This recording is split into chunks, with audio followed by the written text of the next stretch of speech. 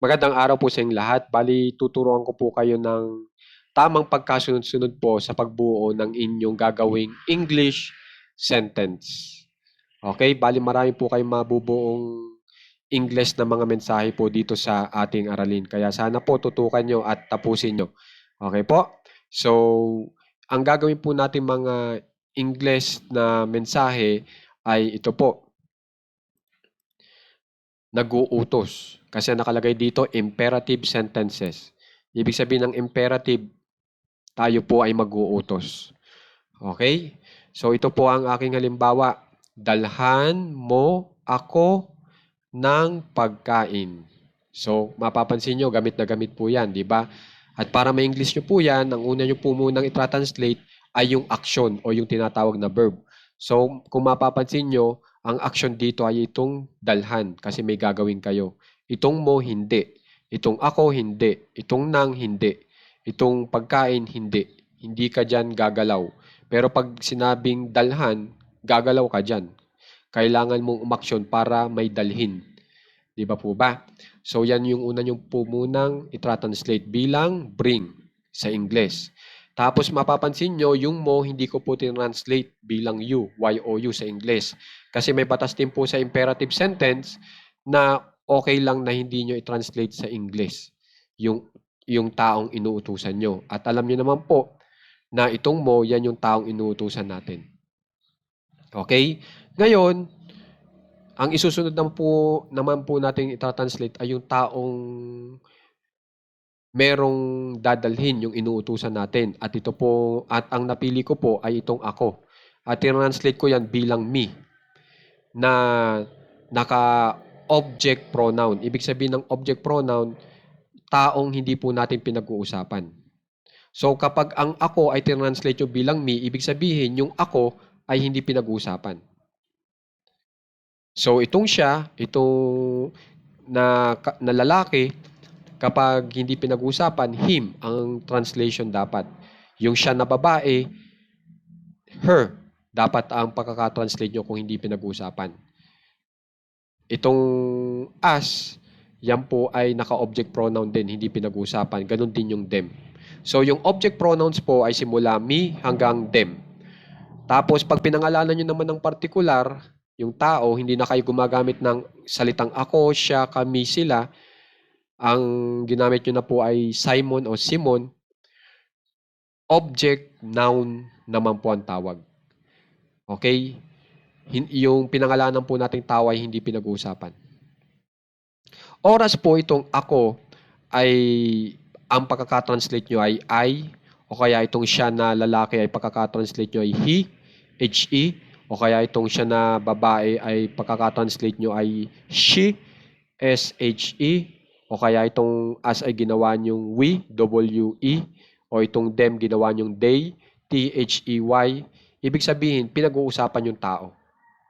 So, pag pinaltan nyo dito sa ating aralin, itong ako ng I, itong siya na he o she, mali na po yung ginagawa nyong mensahe.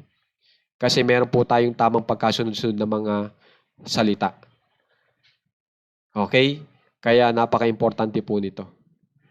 Okay? At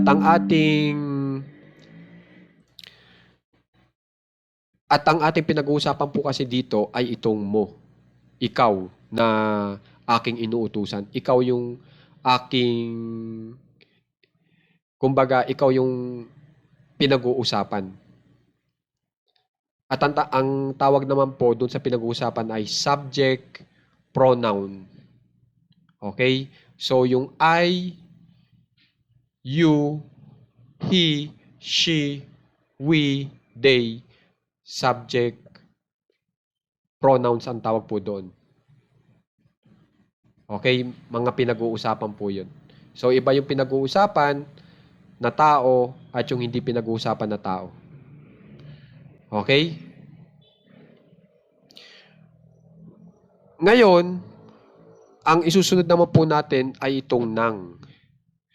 At tinranslate ko po itong nang bilang some. Na ang ibig sabihin po ng some ay konting dami. Ako na lang po nag-translate sa Tagalog, konting dami ha. yung pagkaka-translate ko po sa sarili ko, konting dami. Okay? Na itong konting dami ay ang tutukuyin po niya ay itong susunod na salita sa kanya. Maaaring itong pagkain, tubig, asin, tea, shampoo hanggang dito sa cash. Yun po ang isusunod nyo. Okay? Kung ano yung konti. At ang tawag naman po dito sa pagkain hanggang dito sa cash ay uncountable nouns. Yung mga pinangalanan nyo pong mga bagay ay hindi po kayang bilangin. Ito pong pagkain, tubig hanggang dito sa cash ay kinukonsidera po sa English na hindi po kayang bilangin ng mga bagay.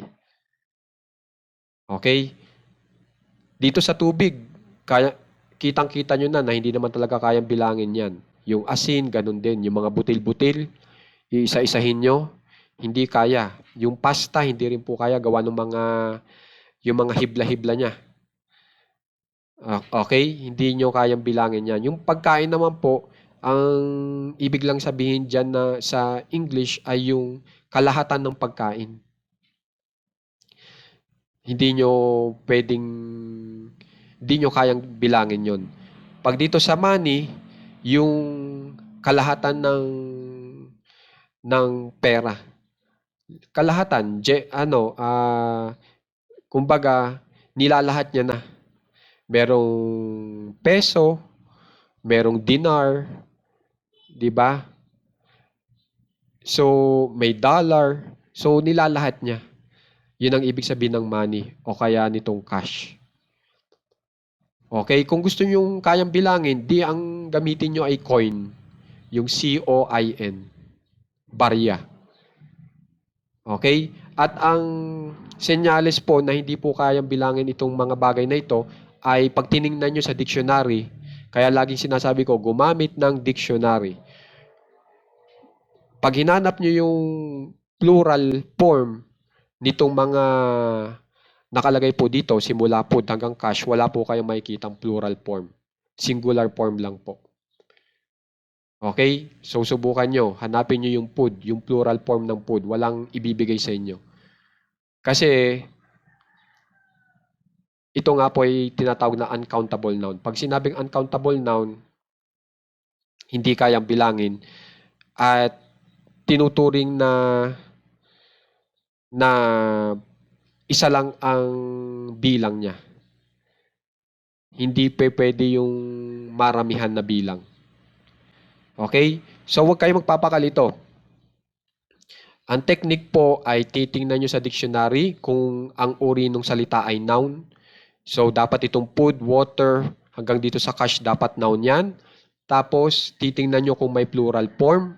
Kung walang plural form, walang S sa dulo o ES sa dulo, ibig sabihin, uncountable noun yan. At ang uncountable noun po ay maaring ipareha sa salitang some. Na ang ibig sabihin naman ng some ay konting dami lang. So, ang ibig sabihin, konting dami ng pagkain, konting dami ng tubig, asin, tea, shampoo, hanggang dito sa cash. Okay po?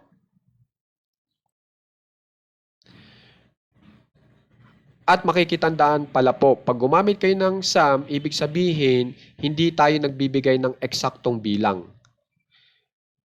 Na hindi natin sinasabi 2 pagkain, 3 pagkain, 4 na pagkain, hindi po, wala pong ganun.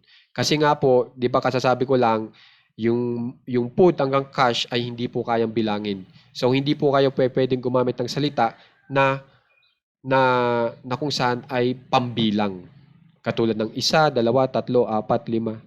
Bawal po 'yun. Okay? So pag sinabing konti, kung magbibigay ako ng halimbawa ay ganito po.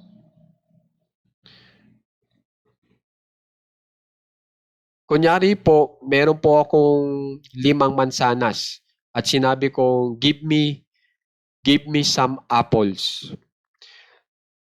At di pa kasasabi ko lang ang some ay konting dami lang. So sa 5 mansanas, pwedeng ang ibigay mo sa akin ay 2 lang. Ganun lang po, sa 5. Kung 10 yung mansanas, pwedeng ang ibigay mo sa akin ay 2, 3, o hanggang 4. Okay? Yun po yung bilang. Ganun kakonti. Pero pag sinabi kong sum, dapat po higit sa isa ang bilang. Pagdating sa mansanas natin. So mag-uumpisa tayo sa 2, 3, 4. Ganun po. Hanggang 4 lang. At doon mo masasabi na konti lang yung mansanas na ibibigay mo sa akin. So yan po yung ibig sabihin ng sum. Hindi tayo nagbibigay ng eksaktong dami. Kung yan ba'y 10, 5, hindi. Ganun po yun. Okay? So, i-translate na po natin. Dalhan mo ako ng pagkain. Bring me some food. Okay? Isa pa pong halimbawa, subukan natin tong siya, tapos lalaki. Male. Him ang gagamitin nyo. Give him some water. Bigyan mo siya ng tubig. Okay?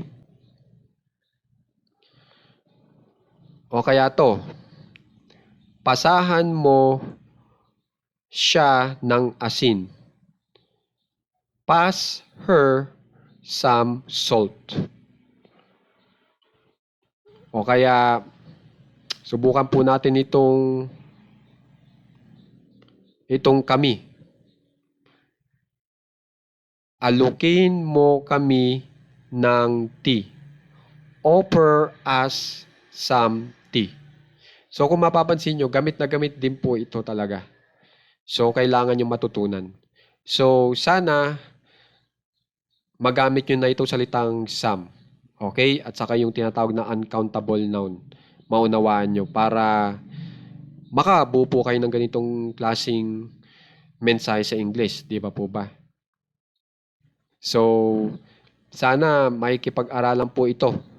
Okay, kitang-kita nyo na naman po yung tamang pagkasunod ng mga salita at saka naipaliwanag ko na sa inyo isa-isa. Okay, kung ano yung po, kung paano po sila gamitin. Okay? So, sana po makikitandaan po lahat ng mga sinasabi ko sa inyo dito sa ating aralin kasi napaka-importante po. Okay?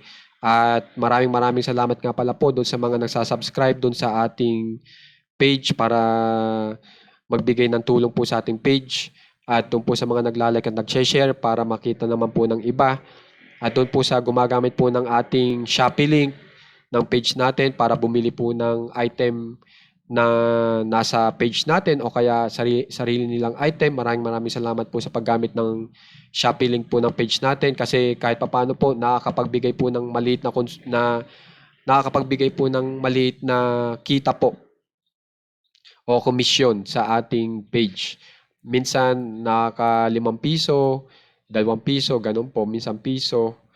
Malaking bagay na po yun na wala pong dagdag na presyo doon sa binili nyong item. So maraming salamat po talaga sa tumatangkilik para tumulong po sa ating page. At sana po malaking bagay po itong ibinibigay ko sa inyong aralin ngayon para magamit nyo rin po agad. Okay? Bali, ang nilalagay ko naman po dito ay yung gamit na gamit. Okay? So kung may ilalagay po kayo dito sa dulo, may gusto kayong ilagay, tingnan nyo po muna kung uncountable noun. At naituro ko na naman sa inyo. Diba? Tingnan nyo po muna kung yung salita ay noun. Tapos tingnan nyo po muna kung may plural form.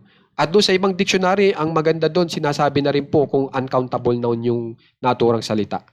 Meron din ganun dictionary. Yun ang the best. Kaya talagang napaka-importante po ng dictionary. Okay? Kaya sana meron po kayo dyan. Okay? So maraming salamat po. Mag-aral ng maigi.